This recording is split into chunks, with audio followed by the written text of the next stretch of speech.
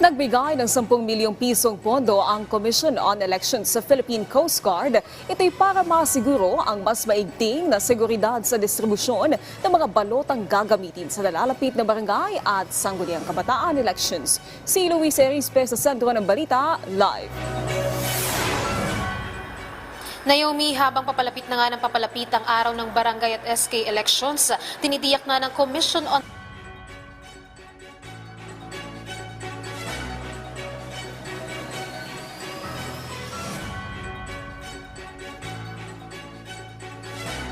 ng COMELEC na walang masisirang election materials, walang mapapahamak ng mga tauhan at walang magiging problema sa malalayong lugar. Kaya naman ngayong araw, nagbigay ng 10 milyong pisong alokasyon ng COMELEC sa Philippine Coast Guard para masiguro ang sapat na suporta ng kanilang hanay sa pagbiyahe ng mga balota. Ang Commission Elections ay hindi rin ganun kadami ang ating pong resources. Kung kaya talagang kakailanganin namin ang tulong ng ibang ahensya ng pamahalaan, lalo-lalo na po ang Philippine Coast Guard.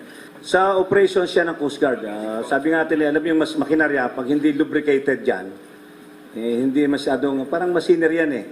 So sa operations, nag-usap na tayo yung pamunuan ng COMELEC at yung aming logistics officers and finance officer of the Coast Guard, doon yan gagamitin.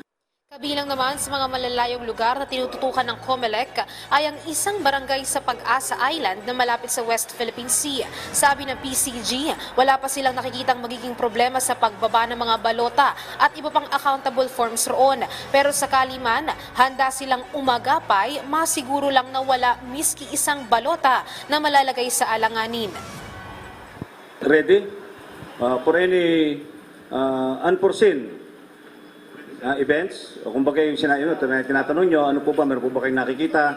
Although wala pa kaming nakikita as of the moment, maayos, everything is working well.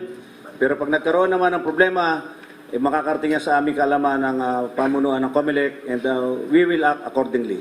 Sa mga malalayong lugar, tatandaan ng lahat, laging merong security forces na naandon sa mismong sasakyang pandagat, lalong-lalo na. Sa mga areas of concern naman, tiniyak din ng COMELEC bukod sa PCG, nandiyan ang Armed Forces of the Philippines at Philippine National Police para sa seguridad. Sa huling datos ng COMELEC, tinatayang nasa halos 3,000 barangay ang nasa areas of concern. 242 dito ay nasa red category at pinakamadami ay mula sa Bangsamoro Autonomous Region for Muslim Mindanao o BARM. Nasasakop naman ng pinakamaraming barangay sa BARM ay ang Malabang, Lanao del Sur kung saan may nangyari na ring pamamaril noong panahon ng filing ng Certificate of Candidacy. Sabi naman ng COMELEC, posibleng tumaas pa ang bilang ng areas of concern, depende kung magkakaroon pa ng election-related incidents bago ang araw ng eleksyon.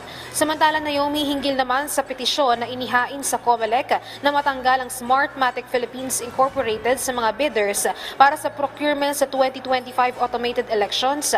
Ayon sa COMELEC, sa October 17 ang pagdinig ng Anbank hinggil dito. Hinihintay pa naman ang komento ng Smartmatic hinggil sa petisyon.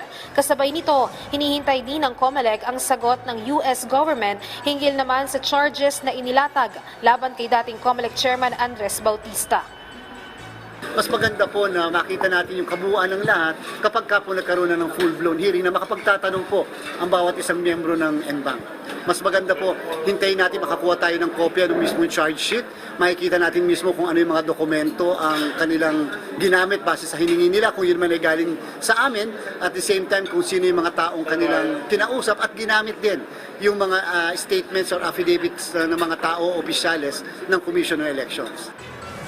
Naomi, habang papalapit na nga itong election period, which is sa October 19 na, may paalala din naman ng COMELEC sa mga kandidato. 5 piso lang bawat botante ang limit na pwede nilang gastusin sa kanilang pangangampanya. Ibig sabihin ay kung 2,000 botante ang kanilang nasasakupan, dapat ay 2,000 times 5 lang ang kanilang gagastusin.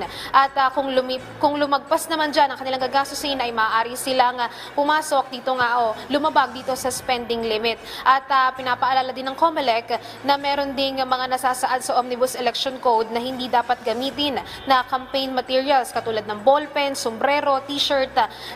Ang pwede lang gawin nila ay maglagay ng mga posters at iba pang mga campaign materials na nasasaad nga sa Omnibus Election Code. At yan ang muna ang latest mula rito sa Maynila. Balik muna sa iyo, Naomi. Okay, maraming salamat Luisa Erispe.